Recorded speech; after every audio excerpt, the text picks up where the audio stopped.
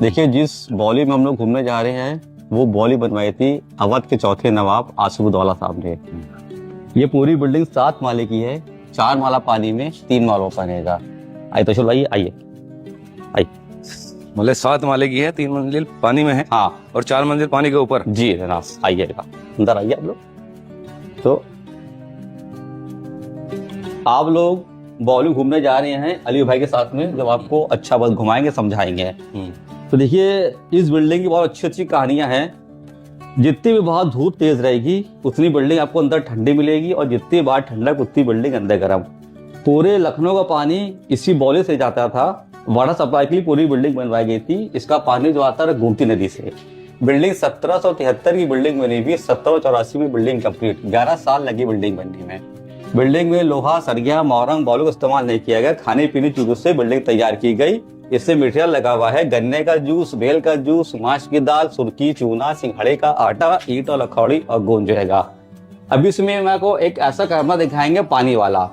पहले के राजा महाराजा जो है कैमरा दूरबीन नहीं हुआ करती थी, पानी जरिए देख के पहचानते थे बाहर से आने वाला मेरा दोस्त है या दुश्मन है।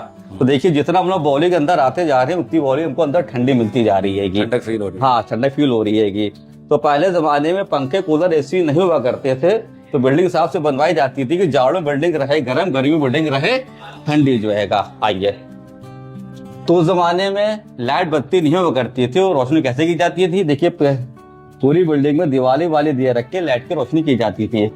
इसको कहते हैं ईंट और लकड़ी। पहले जमाने घर मकान जो बनते थे ईंट और लकड़ी से बनते थे। आंधी तूफान भूकंप आता है लेकिन बिल्डिंग पर असर कुछ नहीं होता है। आइए, चलिए, चलते रहे, आते रहे जो है। आइए,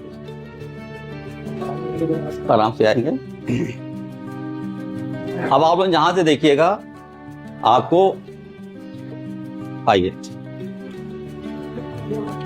देखिए सर, मेन गेट सामने देख सकते हैं आप लोग। ये वहां तक का दिखाई दे रहा है जहां से भाई साहब ने टिकट खरीदा था 50 वाला। ये मेन गेट दिखाई दे रहा है। Main gate. नवाब साहब का पैसा, इंजीनियर का दिमाग। आप सबको पानी में देखेंगे लेकिन आपको कोई नहीं देख पाएगा। जब बिल्डिंग बन के तैयार हो गई, नवाब साहब बॉली देखने के लिए आए। बॉली उनको बहुत अच्छी लगी। इंजीनियर ने कहा, बॉली तुमने बहुत अच्छी बनाई, लेकिन तुमने कहीं पे कैमरा लगाया कि नहीं लगाया? तो इंजीनियर ने कहा, नवाब साहब यहाँ पे बैठे रहिए, आप हमको यहाँ से बैठ के अंदर आते हुए बाहर आते हुए देखिएगा। तो नवाब साहब यहाँ पे बैठे, जैसे इंजीनियर गया, इंजीनियर को यहाँ से देखते हुए बाहर आते हुए अंदर आते हुए पानी में देखा। मतलब बाहर वाला आदमी आपको न देख रहे, अंदर वाले आदमी आपको देख लीजिए। आइए, चलिए, यहाँ से चलो 15 स्टेप चढ़ के आराम से आएंगे। चलिए, तो अब हम लोग आ चुके हैं मेन बॉली कुएं के पास। बॉली बोले कुआं।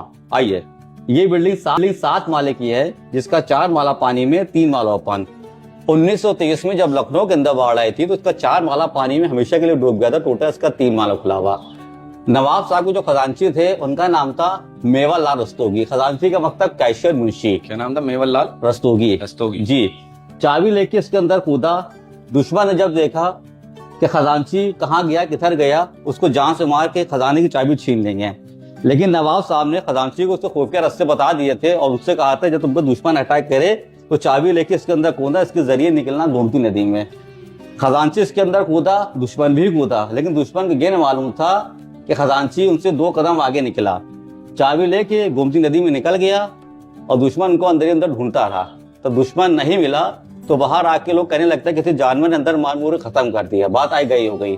खजांची दोबारा इस कुएं में फिर आया। उसने चाबी नक्शा अच्छी जगह छुपा दिया जो आज तक लोगों को नहीं मिल पाया। लोगों ने तलाश भी की, ढूंढा भी, लेकिन जो भी गया इस कुएं में बाहर वापिस नहीं आ पाया जो है। आइए, अब चलते चलते एक सवाल और है। बहुत लोग कहते हैं, ये बताइए बिल्डिंग की इतनी हाइट छोटी क्यों बनी हुई है? ये हाइट ना, हाँ, उसको समझा रहे, बहुत जरूरी बात है। देखिए, जब बॉली बन रही थी तो नवाब साहब ने इंजीनियर ने कहा था कि बॉली तो बना रहे, बॉली से पहले बनवाने जाने सामने मस्जिद जो है। कहने ठीक है, मस्जिद आप बनवाइए, लेकिन कहने लगे बॉली की हालत काफी छोटी रखना। कहने छोटी रखेंगे लोग अंदर आ नहीं पाएंगे।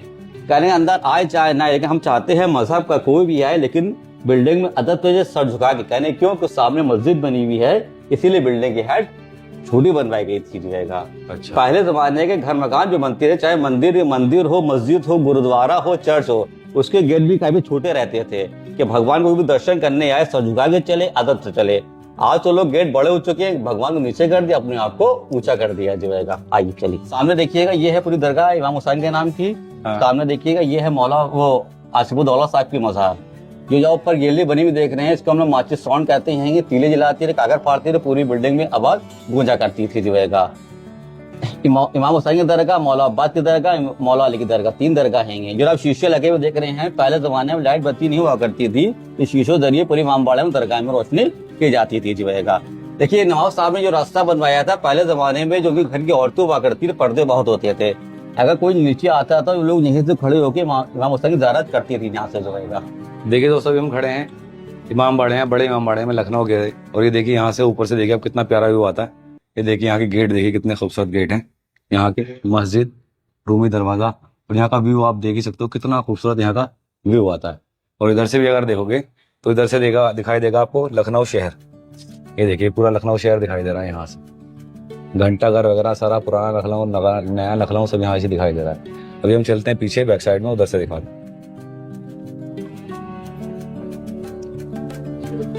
धूप काफी है आज, अच्छी खासी गर्मी है। और यहाँ से आप व्यू देख ही सकते हो। देखो यहाँ पर बैठने की पूरी जगह बनाई हुई है।